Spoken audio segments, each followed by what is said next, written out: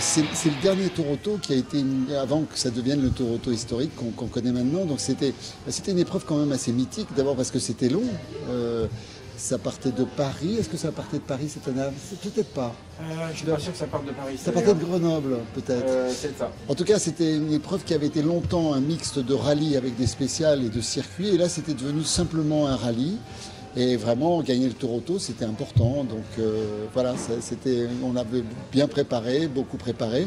On avait été, je crois, en tête de l'année d'avant avec la même voiture en face de Jean Ragnotti. Puis on a eu un problème technique.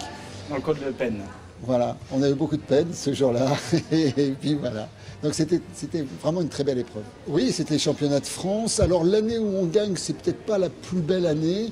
Pour moi, la plus belle année qu'on ait fait, c'est 83. 83, c'était vraiment une année extraordinaire parce que il y avait au niveau des R5 Turbo, on était 5 pilotes à pouvoir à se battre. Jean Ragnotti, Bruno Sabi, Jean-Luc Terrier.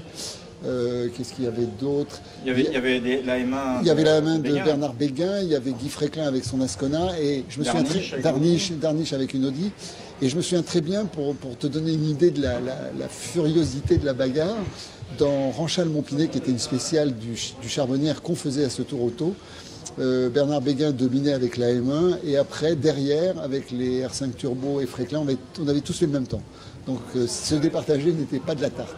Mais je parle du pilote, le pilote il s'adapte, mais pour le copilote c'était vraiment beaucoup de boulot parce qu'il y avait beaucoup de spéciales, des spéciales étendues sur le territoire, donc mettre en place un plan avec l'ouverture, tout ça c'était pas un rallye facile.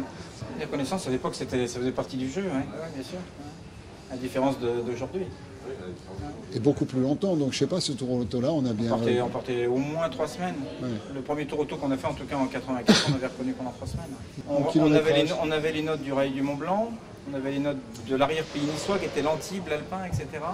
Plus ça les notes d'autres spéciales, il fallait les prendre complètement parce qu'on partait de zéro.